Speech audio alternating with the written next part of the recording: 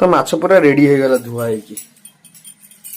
गोटे स्पेशल भजा हम लेंबू भी रेडी अच्छी अदा रसुण पेस्ट रेडी अच्छी तादेर लगे कि भजा हम आउ पाउडर लंका पाउडर हलदी लुण सब रेडी अच्छी पाउडर पड़ीगला बस एटा गोटे स्पेशल भजा होबे लुण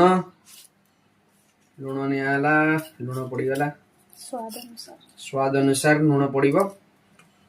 तापरे आउ अच्छी लंका गुंड हल्दी गुंड सब बैक टू बैक सब पड़ियो बस लंका भी पड़ीगला एबे हल्दी पड़िबो बस हल्दी भी गला तापरे जिंजर गार्लिक पेस्ट और माने अदा रसुण पेस्ट सेटा ही पड़ीगला देकी लेंबू चिपुड़ाई तो गुड़ाई की मैरिनेट करके रखा हुआ तापर भजा गो गोटे स्पेशल टाइप भजा है लेंबू चिपुड़ाई जीवो बस लेंबू चिपुड़ी गला भजाटा किंतु मस्त लागिवो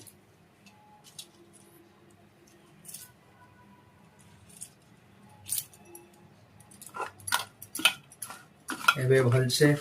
गुड़ा हो जाउची पूरा मसाला साथ सब जहाँ मसाला पड़ी लेंबू रस अदा रसुण पेस्ट भलसे गुड़ा पूरा मैरिनेट किसी समय रखिकी भजा हम